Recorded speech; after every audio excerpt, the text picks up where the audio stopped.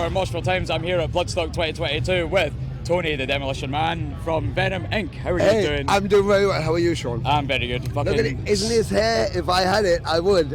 Yeah. Yeah. Maybe 20 years ago, eh? Yeah, exactly. Or 30. Well, never mind. Right, so we'll talk about today. Venom Inc. were hitting the main stage, Ronnie James Dio stage earlier on this afternoon. We were indeed, yeah. How did you find the gig? Well, I used Google Maps. And then I was in. No, it was fantastic. You know, I mean, we did Alcatraz the night before last, and then came straight here. Aye.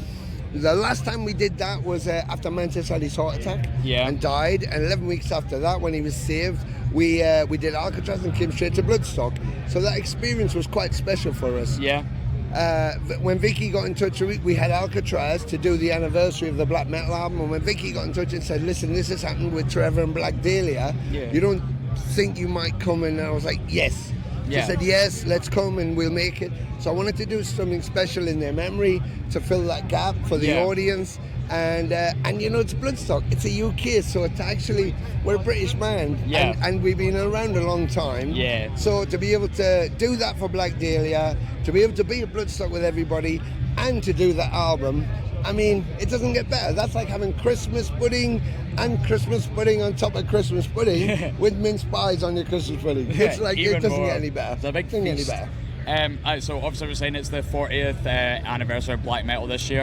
Are you doing the album in full? Any other gigs besides Bloodstock and Alcatraz? Yes, we have Finland, Sweden. We're doing a big thing at Keep It True in Germany for Oliver Whitesummer, but that's like the 1984 experience, so they're reinforcing the stage. We're going to smash everything. We're going to do all the singles, and you know, it's about evoking that emotion. You know, like we had on the side stage, you know, we had Machine Head, Rob was there, Phil Demmel, we had Dark Funeral, and the Dark Funeral guys just said to me, you know, we couldn't stay at Alcatraz, I was traveling, so I looked at the stream, and you played Candace Batty. I was thinking, oh, I wish I was there. And he said, you know, Dark Funeral, he said, I was standing there, and you started to play, I felt like I was 16, I could feel the tears, it was so emotional. And that's what it's about. So when we do the black metal shows, I want people to feel the first time they heard it, and you could be 40 and feel 16, you could be 16 and feel 15, but I want you to feel it and be real. So yeah, we got a bunch of them planned, but of course promoting the new album, so we got to fit our regular set in. So, but it's kind of good, we get the best of both worlds now.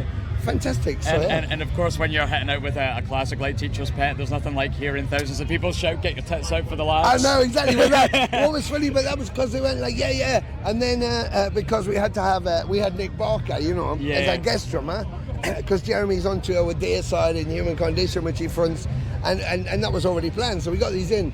And then we were doing a rehearsal, and then they went, what are we going to do about Teacher's Pet? And I was like, what do you mean? And they went, you know, they get your tits out. And I was like, just say get your tits out. And they went, I know, but we can't say that these days. I was like, oh fuck, I never thought about that. So I said, well, why don't I say get you and let them say tits out, and that way I've instigated but I haven't said it.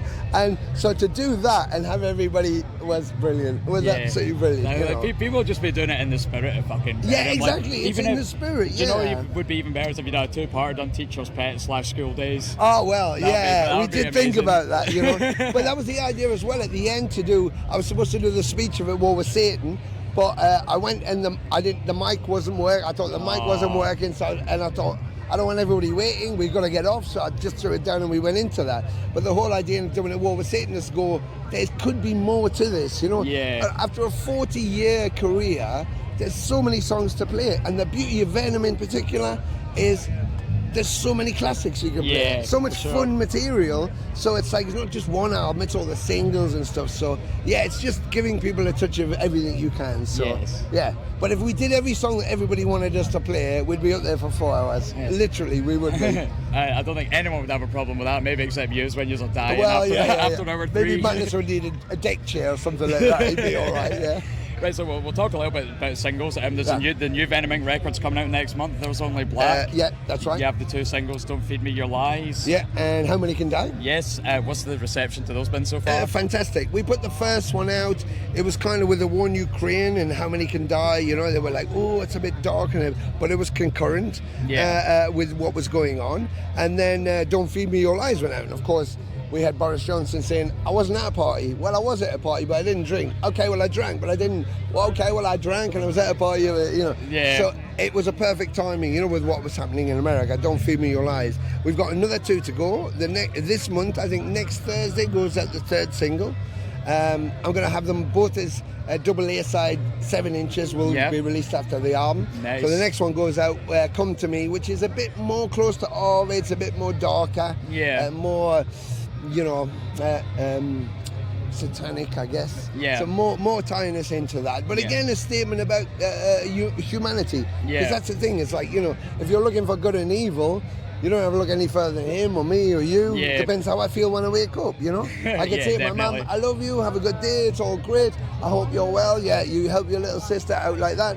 You go to the end of the street, a guy bumps into you and you're like, you fucking man, you want to get out of the car and kill him. Yeah, it's like, well, exactly. I'm the same person who's just been hugging people. Yeah. So one minute we're curing cancer, the next minute we're dropping bombs on people who don't want bombs dropped on them. Yeah. That's mankind. So that's the good and evil. So we keep that spin going. But in September we drop the video we're shooting for the album title track, and then we're off. That's it. It's out. Lots of exciting things for it's back then. It's like go, and which is like amazing after pandemic where the world was on pause and it was like, how many episodes of this, how many more box sets can I watch without going out, Yeah. So like last year when I came, to be able to come here and actually touch people without them going, don't touch me, or it's just amazing. It's amazing, and so to be able to play and have people, great. You can't beat it, so yeah. Yeah, exactly. I feel like as well, I listened to the 2 singles as well. I fucking love it, by the way. Oh, do you? It's really, really good. But it's a little bit different. It's not what I expected. No, yeah. I was expecting more along the lines of what we were getting on Abbey. Yeah. Which I would have lived for, but Don't Feed Me Your Lies is very much like very modern, a bit more progressive. thrash. Yeah. And a bit more technicality as well. And I was like, fuck, where'd they pull this from? Well, it'd be interesting to see what you think of the next one, because that was the one I used to kind of tie us in, so you'll see. But on the album, it all rolls like that. You don't know what's coming next, which is kind of exciting what I want to do. On RV, I put out Dine Flash, and I didn't put out the whole song, I put an edited version. And people were like, what is that? But then they got the next one, so I want to keep people guessing, make the excitement. Yeah, and do you know what, that does keep me guessing, because I'll admit to you, when I was listening to Venom, I only listened to the first couple of albums. Okay, and then obviously I've listened to the Venom Inc. albums, so I'm just like, but I've never listened to like your era of Venom. I know, right? A couple of weeks ago, I had to listen to Primeval. How did you? I was blown away. I was like, this is not what I expected, but it's fucking awesome. Oh, bless you. Well, I think that's the thing. I think, it's easy to write off a band. I did it with Iron Maiden. I was there when they first started the first album. I saw them with Diano. I loved it, and then they sold Diano over, and then brought Bruce in, and I was like, I'm not a Samson fan, and I sort of kind of played the ball away. I was like, but then you go back and you listen to an album and you go, oh fucking hell, that's really good. So I think it's, don't limit your mind, don't limit the barrier, don't think, it's not him and it's him and it's him. I mean, we just did the black metal album. Now that was with Nick Bogger, who isn't on that album. No. That was me just singing it, who isn't on that album. No Kronos, no Christmas. Yeah, okay, but the point is it's not your fucking album anymore. Yeah. When I said to Jeff, you wrote that song when you were sitting on a bed in your mum and dad's, and you're like, blah, blah, blah. I said, when was the last time you played that album? Never, in 40 years. So, but see that kid down there who's got the album, he's played it once a week, once a month. He's played it all his life. It's his music now. Yeah. So we're here to give him it live, and that's what it's about. Not the personality, it's just about the music. Yeah, exactly. So yeah. And so that's good. I think that's what we all love about Venom Inc. as well, because I've seen you a couple of times now, and you just give a good show. You just get up there, you play that black and roll, you rock out, and it's great. And everyone has a great time.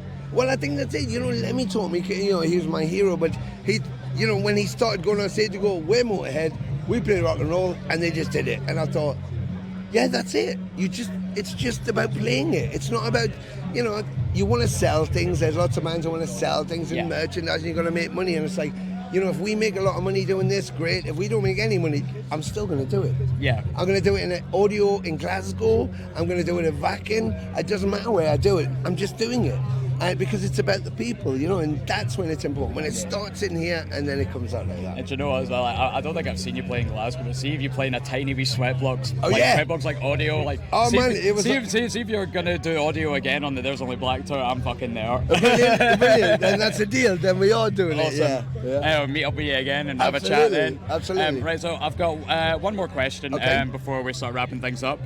Yeah. So doing a wee bit of research, found out you now have a signature bass pedal. Yes, I do. Yes. How did that come about? Well, because I have my own bass, Boel, so a Dutch company, the big generator, and they were giving me that, and I kind of was playing around with distortions, and then I was in Chicago, invited by the Misfits, and the guy turned up from Amplified, and he said, "Oh, I kind of rework amplifiers and transistors." And I was okay. He said, "Now, mate, do this." And give me a little black box. He went, "Do you want to try that?" I went, "What is it?" He was like, "It's kind of a distortion." So I took it, played it. I went, "Fucking, that's amazing." He said, "Yeah, I could take your sound and put it in a box if you want." And that's basically what we did. Yes. So if I don't have any other thing, I have that box. I don't need, if I plug that in, when I put it, that's me. That's my amp, my sound, everything else. But it's off the map. So we just did a second edition, which has a flip switch for guitarists, because guitarists were playing my original one and going, "Oh, I'd like one for guitar." So we actually elevated the resistance. Yeah. So now there's frequency response here, but it's a plug and play. It's a plug and play. If you want that sound, put that in. You know, because people go, "How do you get this and how do you do that?" It's like, it's in a box. It's in a box. It's like sticking it in the microwave. It's done. That's you. You got that. Is it coming out with a big, kind of thick, heavy, dirty, scuzzy? Yeah. It's kind of Lemmy on speed, and it's kind of, you know, a bit grubbly. It's like based on his sound, but a bit more wider. Basically, you know, and particularly if you're playing the old songs, because Kronos had a 12th fret missing, so he was doing a lot of sweeps. So I need that versatility and the practicality of the notation. Yeah. Because I'm a different kind of player. So that combination, the pedal gives me everything. So yeah, I hope I sold the pedal, Anthony. Yeah, go to say amplified, and that's where the pedal is. But if you go on, I'll be doing demos so you can watch that as well. Exactly. You know, you play guitar, you play the bass, you like Venom, you like Venoming, you like extreme metal. Buy this man's pedal. That's it. It's just sold it. Excellent. Yeah. Awesome. Hey, we'll end it there. Thank you very much for your time, awesome. Tony. Appreciate Always it. great. Always great to see you again, man. Keep the green hair. He's got to keep the green hair. Definitely. Well, you never know. Next time you see me, maybe red. Brilliant. I love it. Brilliant. Thank you so much. Thank you so much. Appreciate it.